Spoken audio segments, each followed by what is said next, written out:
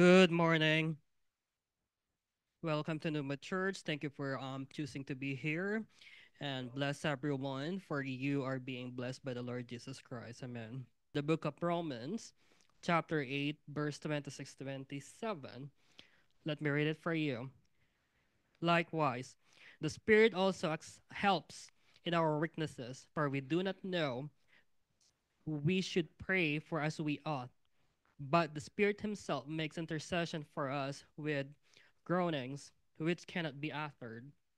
Now, He who searches the hearts knows what the mind of the Spirit is, because He makes intercession for the saints according to the will of God. Amen.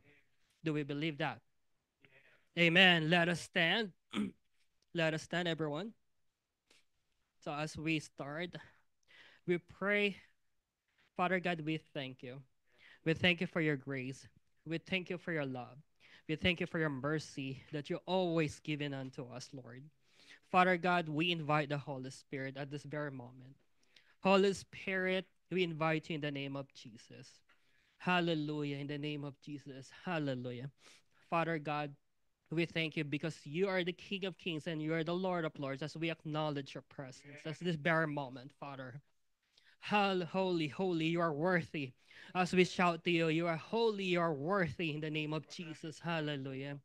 We surrender to you everything, Lord. Everything, no reservation. We surrender only to you, Lord Jesus. You are the Alpha and the Omega. You are the author of our life and the end in the name of Jesus. Father God, whatever you see in our heart, Lord, we declare and we submit only to you, Lord. As we ask forgiveness, hallelujah. We ask for your grace that you forgive us for what we did, Lord Jesus. Hallelujah, Lord Jesus. Hallelujah. The name of Jesus. Oh, what a powerful name it is. The name of Jesus. Oh, what a powerful name it is. The name of Jesus. Hallelujah, church. Let's give some praise for the Lord. His power. Glory in your name. Amen. Amen. If the Lord has said it, if He has commanded it, it is true. It is fact. What He says He will do, He will do. Thank you, God, for your work on the cross. For you said you would be the light of the world. You would be the Savior upon the world, Lord. Father, we thank you, Lord God, for it is finished in your word. We worship you, Lord.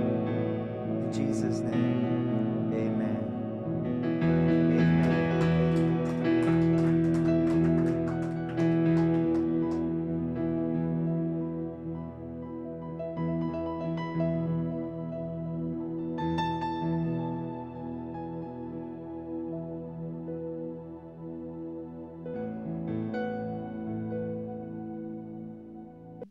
Is obedience better than sacrifice. If we obey, that is our purpose in here, to obey, be a good follower of Christ. Amen. Okay, let us pray. Hallelujah. Father God, we thank you today, O Lord God, for the blessings that we receive right now, God, for your presence.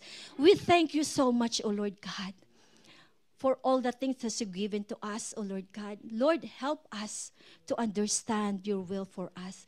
In giving tithes and offering, O Lord God, Lord, we want to follow your teaching. So give us this wisdom and discernment, O Lord God, how we give, O Lord God. And also we know, oh God, hallelujah, that you know our needs, oh Lord God. In this ministry, you want us to support your ministry. Lord God, help us to be faithfully, genuinely, oh Lord God, to give, oh Lord God, because, oh Lord God, if you see our hearts, oh Lord God, Lord, that you will bless us more. Lord, I know, oh God, you know what is needs of this ministry, oh Lord God. You know already, God. Nothing is impossible with you, O Lord God. But Father, Lord, we lift up to you, O Lord God, our church, this Numa. Lord, I dream about this, that I pray about this ministry, O Lord God. And for Pastor Romy, O Lord God, I lift him to you also, O Lord God, that you give him wisdom and courage, O Lord God, and understand your will in this ministry. Amen. For this ministry, O Lord God. Lord, help Lord God, I pray that you bless these tithes and offering. Lord God, to build your kingdom, to reach other people around us, oh Lord God, out there, oh Lord God.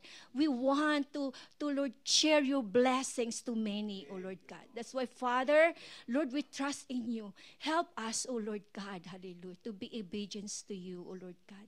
Lord, thank you. And Lord, anoint, oh Lord God, the preaching, oh Lord God, who will gonna speak, oh Lord God. Lord, your presence, we declare your presence in this time, oh Lord God. Yes. So cover us with your most precious blood, Lord God. And Lord, protect every one of us, oh Lord God, even in our family in the Philippines. Because, oh Lord God, I pray also the Philippines, oh Lord God, because you said, God, bless the nation who God is the Lord. Amen. In Jesus' name we pray. Amen. Amen. Praise the Lord. Hallelujah. The name of Jesus is powerful. Amen.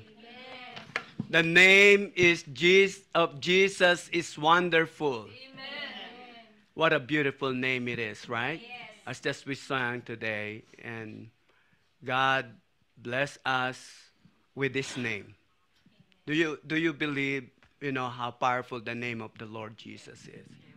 Yes. The moment I have that moment together with the Lord, mentioning the name of Jesus. Even last night, my nephew in Thailand is a missionary, and he got surgery last night. And to me, that the way I look at it, I said, Lord, your name is powerful. Amen. Your name is wonderful, and you are in control of my nephew's surgery, and whatever that is going through right now, you'll be with him, and the comfort that he needed, bring that comfort right now in the name of Jesus. Amen. I love it when I said it, because the moment I say the name of Jesus, I have peace. It calms me down. Sometimes we get panic, but tell you the truth. The moment you get panic, just say the name of our Lord Jesus Christ. Amen? Amen. Amen. And today we're just going to continue the series on the cross, that what Jesus said on the cross. Last Sunday, we talked about the Luke 23:43, that he says, today you will be with me in paradise, right? So let's pray. Lord Jesus, we thank you as what you have those promise, even right there on the cross, you made promise to your people. Whoever comes to you and humble themselves to you and receive your grace, you will stay and you will tell them, today you will be with me in paradise and you will dwell in the house of the Lord forever. Today, Lord God, we want to explore more to what have you said on that very cross where you suffered. I pray, Lord Jesus, to be with us, that the Holy Spirit come. Lord, cover me under your wings, Lord. And I pray, Lord Jesus, that you will speak to all of us today. We will hear your voice today. We will listen to you and apply that word, so Lord God, that comes from you. I pray, Holy Spirit, let your glory fall in this praise right now, in Jesus' name. Amen and amen.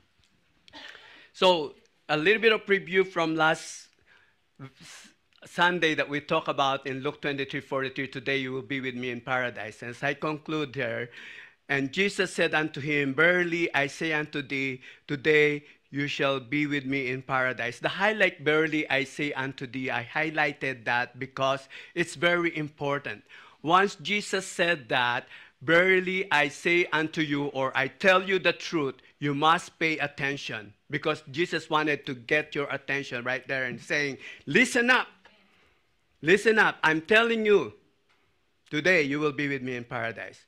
And it's very important to know that 76 times he mentioned that in the Word of God, in the Gospel, that I tell you the truth. As Jesus was hanging on the cross, paying our penalty for sin, he made a promise to a dying, repentant thief, a criminal. By the grace of God and the power of Christ, that promise was kept. The thief's sins were washed away, and sin death that day was his entrance to paradise. So the significance of Christ's death is the payment for sin was paid after Jesus' suffering in our place was completed. His soul and his spirit went to Hades, the place of death, not in hell. Just to clarify that. Because many people might think about, oh, he went to hell to give the key of hell. No, it's the key of Hades that he got, not the key of hell. All right? So he did not went to hell. So this truth, my prayer is that we all embrace. And the truth of this is the grace. And the grace that God has given us without cost, it is free. This is the assurance of our salvation. God never disqualified anyone.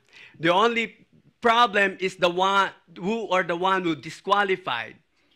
Not Jesus. We're the one who disqualified. We're the one who actually disqualifying ourselves to the grace of God. You hear me? Many people rejected and deny the grace of the Lord.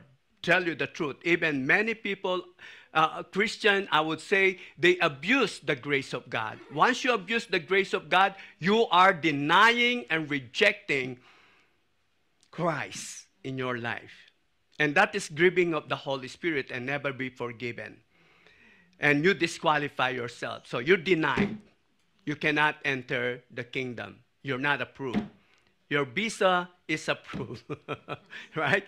And, you know, you are not U.S. citizen or Filipino citizen, but you are citizen of heaven, not of this world, okay? So that is, as I said, God will never disqualify anyone who is willing to come to him and to love Jesus our Lord and turn away from sin, meaning when we trust and repent and obey the Lord. That is what it is. So, with that saying, Jesus continued. Actually, this is the last word that I'm going to talk about today that Jesus said on the cross. So, I started the beginning of this word. Today you will be with me in paradise, and I will do the last. But we have 5 more to do, right? So it is finished. And of course, what did Jesus mean when he said it is finished? And does it mean forgiveness? What is that atonement of sin? If there is forgiveness, that means forgiveness of our sin. What is the atonement of sin? What is the significance of this statement of our Lord Jesus today? I always ask that question because I wanted to apply that to myself. Every word that comes from the Lord Jesus. So let's begin. It is finished. From the Greek word, it is finished. The last thing on the cross, this is more important than anything else. This is found in the Gospel of John, 19 verse 30. And it is the Greek word for tetelestial, means paid in full. That is what it means in a Greek word. So that means paid in full for what? You own something. You own something from God. Not Jesus who owns something, but people owe something from that. You have debt. So when you have debt, that means you need to pay. But people cannot pay. No one can pay your sin. Even your sacrificial thing cannot pay for your sin. Only Jesus can pay for your sin. But the good news is what? Paid in full. It's completely wiped away forever. You hear me, folks? Isn't it awesome? Like to say our Lord Jesus eliminated the debt owed by mankind. That includes you. When I said mankind, human being includes you. You are mankind. You owe God because you sin. But thank God of His grace, and Jesus Christ suffered for your sin, and He paid in full your debt to the Lord. Now, the truth is, let's dig into this thing. The work Jesus was sent to do, like right there on the cross, because we were going to talk about it is finished, what it means when it said it is finished. As what he said, this is all about what Jesus had to do in this world to finish his task. And what is the task of God? What is the task of Jesus Christ? Why he sent to the world? To pay for our sin. That's number one. For us to have eternal life by just giving his life to us, that he will die so that we can live. You hear me? That's the task. Number one, to clarify that, is to seek and save that which is lost. In Luke 19:10, this is the first task that why Jesus Christ was sent to us. Number one is in Luke 19:10, for the Son of Man has come to seek and to save that which was lost. How many of you said that you are lost? I used to be lost, but God's grace found me, and I was saved. Can you declare that to yourself? Do you agree that you are lost and now you are saved because of grace? Yeah? The only thing that can save you is grace. Number two, to reconcile simple men to a holy God. God wants to restore that relationship that had been broken in Genesis. That man broke that relationship with God by their pride and falling into sin, because they were tempted into sin. And once they were tempted, they fell into sin. And that relationship with God, that intimate, that power relationship has been broken. And now Jesus wanted to restore that, to reconcile that whatever that happened in that time. So in 2 Corinthians 5:18-19, it says, now all things are of God, who has reconciled us to himself through Jesus Christ and has given us the ministry of reconciliation through Jesus Christ, right? That is, that God was in Christ reconciling the world to himself, not imputing their trespasses to them, and has committed to us the word of reconciliation. Powerful word, isn't it?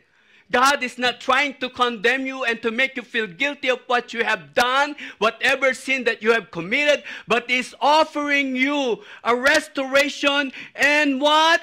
Reconciliation. That broken relationship must be restored through Jesus Christ our Lord. What a wonderful moment to have the grace of God through Jesus Christ. And that grace reconciled us and restored our relationship with him. Hallelujah. Powerful, isn't it? Yeah. And number three, this is another task of the Lord Jesus Christ, why he was sent to us, to provide atonement for the sin for all who would ever believe in him. Romans 3:23-24, to tell you the truth, this is the truth. And no one can say, I am good, right? Because all have sinned and fall short of the glory of God, being justified freely by his grace through the redemption that is in Christ Jesus. So no one and nothing in this world can save you. Not even your prayer can save you. How many people come to pray asking for salvation? Ask Jesus. Instead, asking for salvation.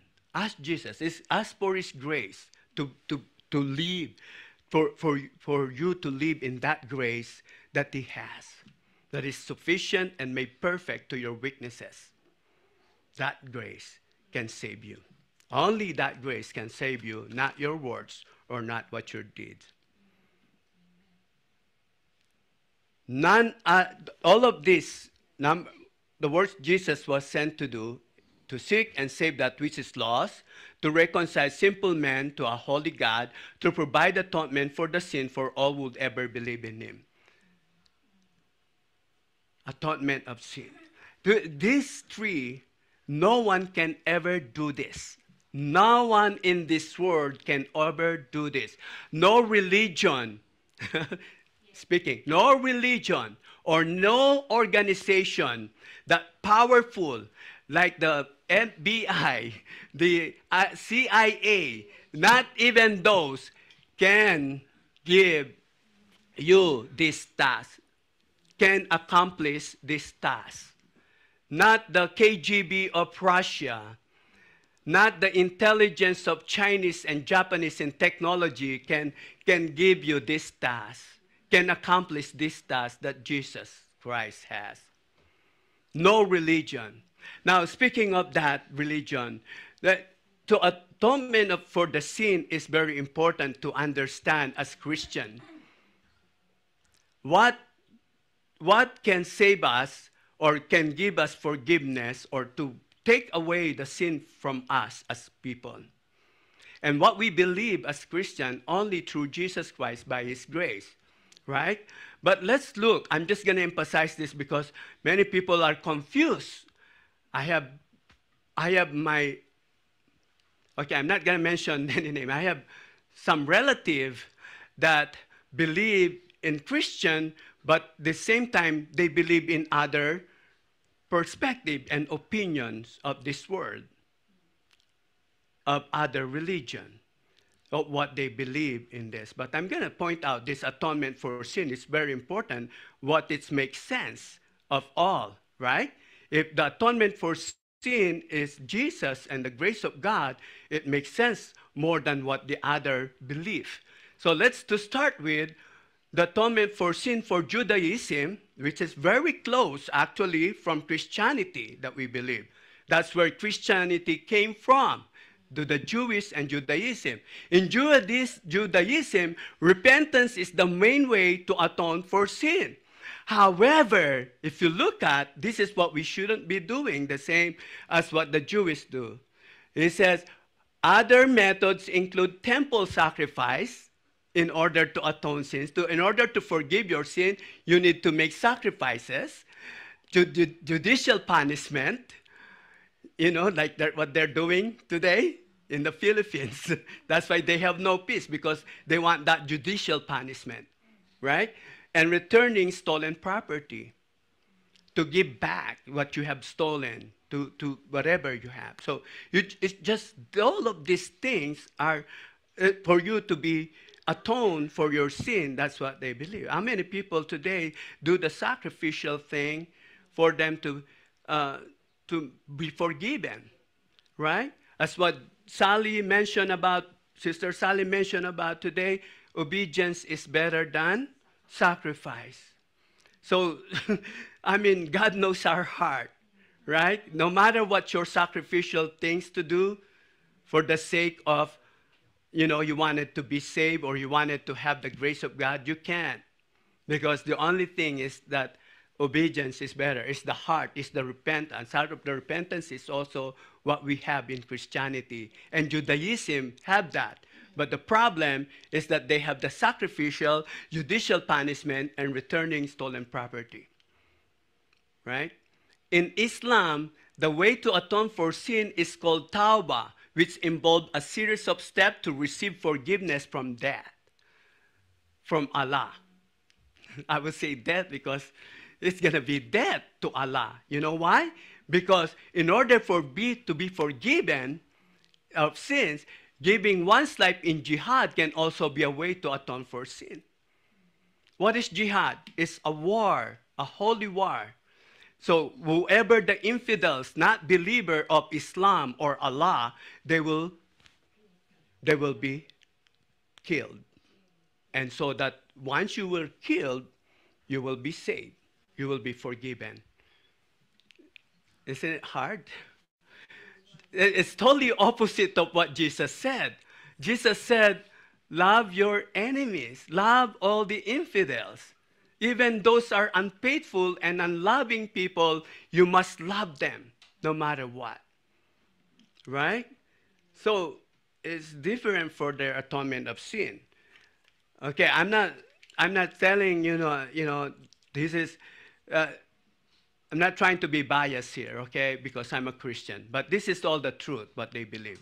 In Hinduism, some ways to atone for sin include reciting the Purushottam, fasting, bathing in sacred river, and absorbing Mount Abara. It's all about effort of man to be forgiven. But in opposite to us, no works that can save us. Only the effort of God allowed, which is the grace of the Lord.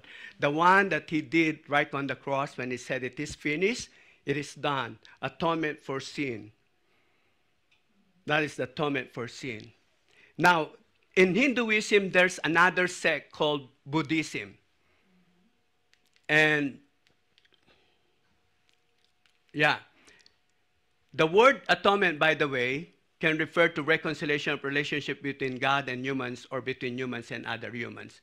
Now, in Buddhism, the concept atonement for sin is often viewed through the lens of karma and the pursuit of enlightenment rather than a divine forgiveness. Instead of seeking atonement, Buddhists focus on understanding the causes of suffering and cultivating wholesome action to improve their future. It's similar to atheists not believing who God is or there's existence of God. Because I can do this. How many Christians today? I can do this on my own way. I don't need God. That's Buddhism. See, sometimes we do compromise. What God can do in my situation? Exactly. When you are in that moment, like, man, this is so impossible to solve this problem. And I can't do anything about this problem. I can't do anything about my terminal cancer. I'm facing that today. I'm facing it. I said, what should I do? Maybe I just go to the hospital and keep asking for chemo so that my cancer will be gone. But even the doctor said, there's no way that your cancer will be healed because it's incurable. Your cancer is permanent. That's why they call it terminal. It's there. So the only thing that possible way that I could ever done is to surrender it to the Lord. As a Christian, how many of you believe that? But many Christians is still relying on people. And once you relied on people and once you relied on this word, what's next? You become hopeless.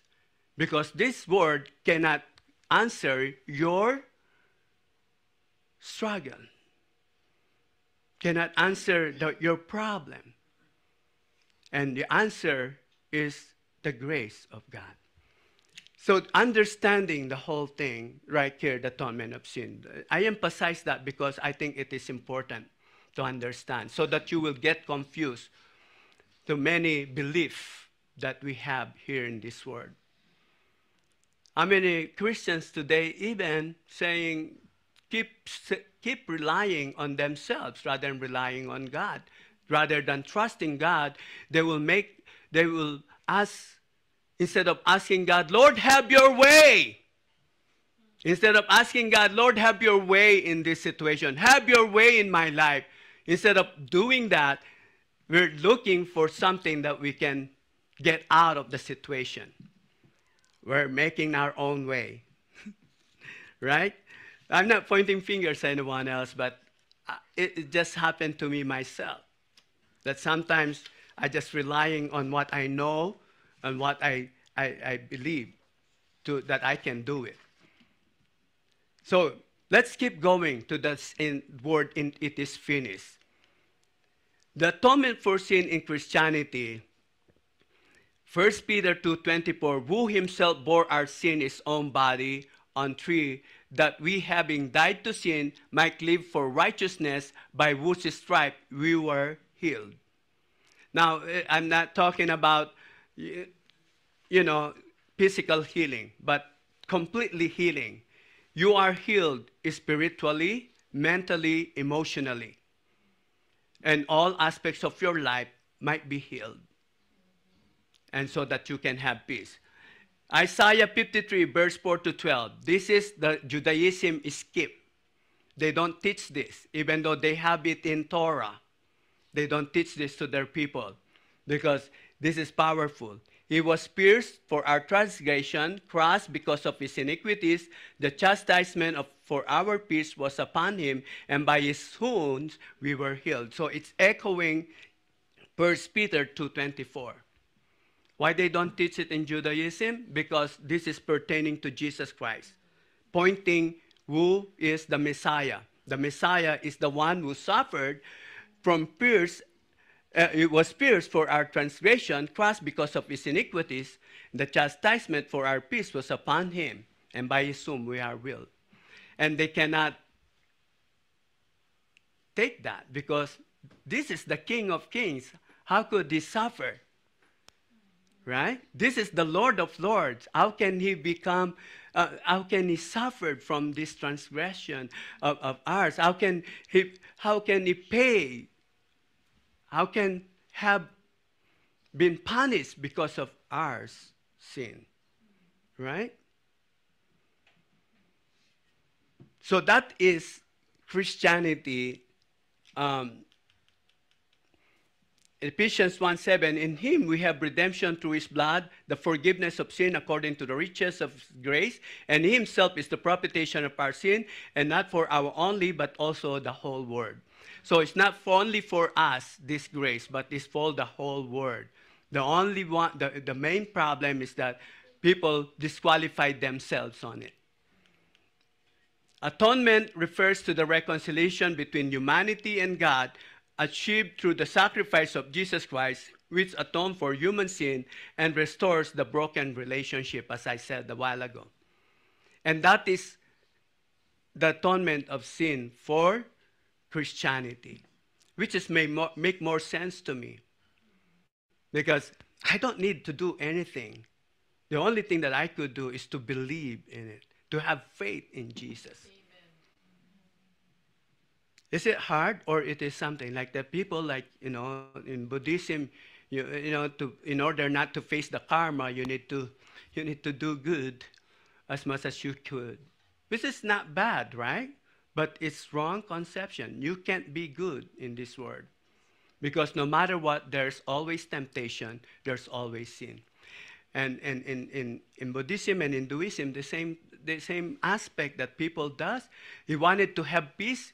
You can be solo doing the yoga, or reciting the word that is not even makes sense to what they're reciting. And people knows that, right? Oh, yeah. So anyway, doesn't make sense to me. I cannot sacrifice, or I cannot do things or do works for my salvation or for the atonement of sin. But to trust Jesus is the only way. As what Jesus said in his word, Jesus is the only way, the truth, and the life. There's only one mediator between God and man. You hear me? How many people have this thing still going on with their sacrifices? How many people come to those idols and pray? Pray to Mary, pray to Peter, pray to St. Jude, St. Clara, whatever you go to. They're not mediator of God. The Bible says there's only one mediator between God and man, and that is Jesus Christ alone. So why you go to different person or people? They're just human beings. Peter and Mary and Jude or whoever that mentioned in those whatever saints that they have. You don't have to pray for those.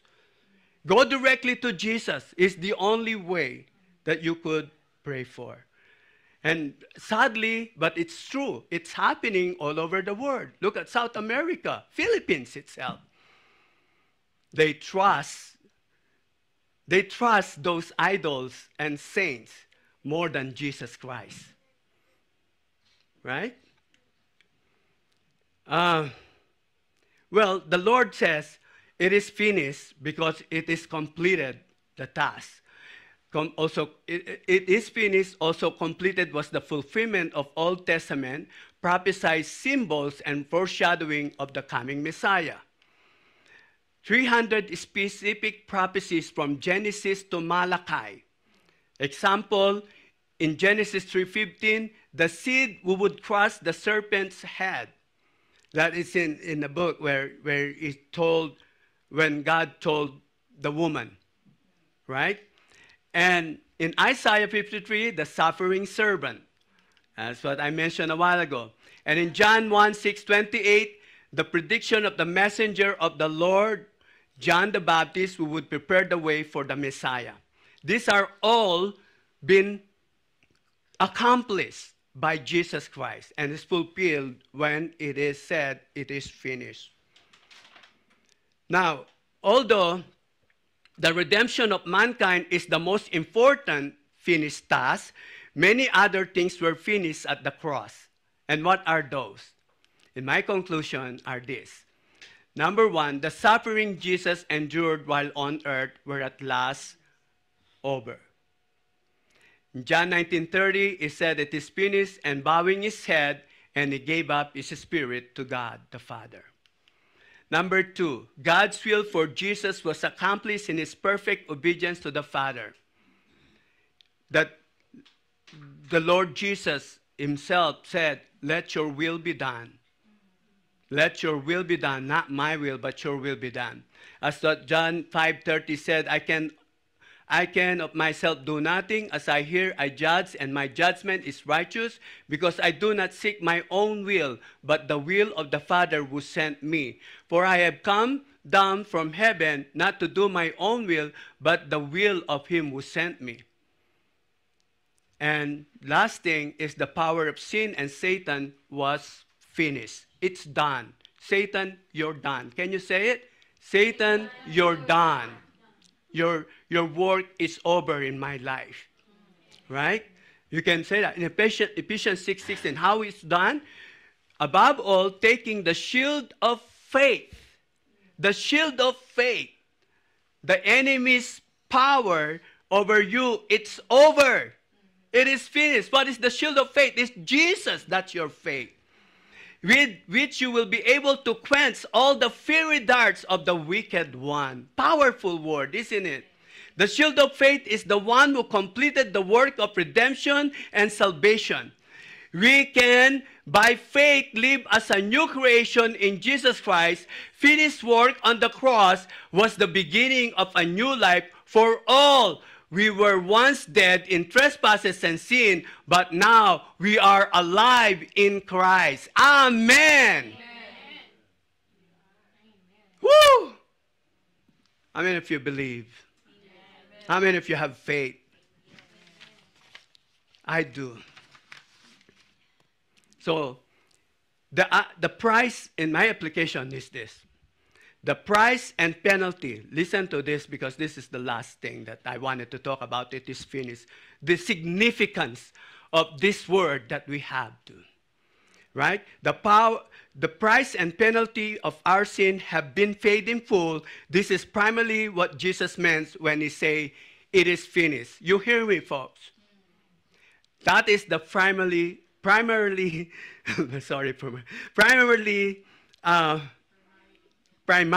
thank you. What Jesus means when he say it is finished is to be paid, to all our sin been paid in full. In John, the gospel, especially right there, what we're talking about in John 19, verse 28 to 30, Jesus is consistently consistently presented not as a helpless victim, but as an example of self-conscious obedience to the Father. Jesus had earlier explained that the Father loves me because I lay down my life that I may take it up again. No one take it from me, but I lay down on my own accord. I have authority to lay it down, and I have authority to take it up again. That's what Jesus said. This charge I have received from my Father. So this will of the Father is very important for all of us. His love for his Father is what he's teaching to all of us, saying, it is finished. Would you love me now? Because it is finished. That is the offer. Man, it is finished for you. Whatever your struggle, your problems, it is finished. Seriously, Pastor, I think I have problem, and then I solve it, and then the next day, I have another problem. I think the problem or the struggles in this world will not end. Well, to tell you the truth, I discovered my problem and my struggle ended right there on the cross when Jesus said, it is finished. The only thing is to trust that word, it is finished. If you don't trust the word of Jesus Christ that he said it is finished, your problem and struggle will continue and it will not end. You know how it ended? Having said that, by why it ended? Because when Jesus Christ he said, it is finished. When I come to the Lord, Lord, how can I end these struggles that I have and problems that I have? Every day I have a new problem. You know what Jesus said? Come to me and I will give you rest. Remember my word. Cast all out your cares because I care for you. All this promise of God, you forgot. It is finished. Romy, have peace. Have peace. Calm down. Because I am in control of your problem. How many of you trust that word? Christians, challenge you. Jesus said, it is finished. Do you believe it is finished? Now, don't be bothered when you have problem. Is it really, Pastor? No, I think it always come to my mind, how can I solve my problem? How can these things gonna happen? What's gonna be my next time? You know what? I'm sick and tired of planning of my life. What would be my alternative? Is there something wrong about that, Pastor? No, I'm not saying. But if you put your plan or give it your plan to the Lord, you will not get tired of what your life is going through right now. When I said to the nurse or to my oncologist, when is this gonna end? And he said, for 2 years or ever, I don't know when it's gonna end. I shouldn't ask that question because I know it's already end.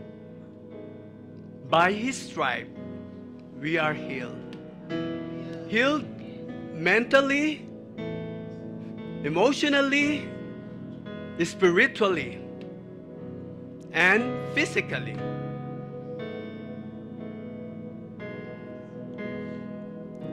The only thing that we should love Jesus. Love Jesus our Lord. Whoever believes that Jesus Christ is the born of God and everyone who loves him who begat also loves him who is begotten of him. By this we know that we love the children of God when we love God and keep his commandment. For is this the love of God that we keep his commandment, and his commandments are not burdensome. For wherever is born of God overcomes the world. And this is the victory that is overcome the world. Our faith in Jesus is that what we need to hold on to overcome and to be victory in this world. To be victors. Who is overcomes the world? That's a question. But he who believes that Jesus Christ is the Son of God. Who believes in Jesus Christ, the one that have the victory over this world. Pastor, you might gonna ask me, but there's a lot of temptation in this world. There's a lot of things that this world can offer to us. But you know what? Jesus said that in His word, it is finished. I suffered everything for you. That's what He's saying. It is finished. It's over. It's done. You have the victory. In Hebrews 2 verse 18, for in that He Himself has suffered, being tempted, is able to aid those who are tempted. Meaning, He can help you no matter what you are being tempted to. Because He also suffered in temptation. Remember, when there's a guy on the cross that He says, hey, if you are truly the Son of God, why don't you come down and prove yourself? That is a temptation for Him. But you know what? He did not say anything over to that person. But rather, He focused on what He needs to accomplish in His life. So that's why the same thing for us. Do not focus on this temptation of this world, but focus on Jesus and what you need to accomplish in this world, and that's to bring the gospel of love of Jesus Christ. That's the only thing, come on, Christian. That is the only focus that we should have. Do not focus on what is these things going on in your life. Whatever you're going through, do not let that come in. But rather, focus on Jesus, what He has done on the cross. He said, it is finished. It's over, my son and my daughter, because I love you. Now love me back. Love me back. That's what Jesus is saying. How will you love Him back? By just simply trusting and obeying the Lord our God, our Savior, and He's the only one that He can do it, and no one can do it. No one can do this. Only God, only Jesus is the only one can do. If you have a problem, if you have a struggle, if you have all this temptation in your life, do not focus on those. Focus on what you can do for the Lord. And you know what you can do for God? Worship Him in His spirit and in truth, and all will be gone. Amen. Let's stand. Lord Jesus, thank you for this wonderful word that you said on the cross. It is finished. And because of that, it gives us the confidence and strength and empower us, oh Lord, to accomplish what you have accomplished in this world, to fulfill, oh Lord Jesus, that you have fulfilled in this world, oh Lord God.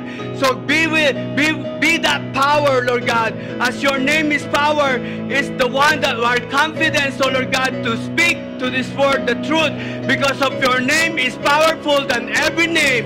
So Lord, I cry out today that your anointing will be poured out and your glory will pour out to your people, and have that passion and cry out to you, Jesus, saying, Lord, I love you. And that's the way you love it back, the Lord, when you trust and obey Him. May the Lord bless you and keep you.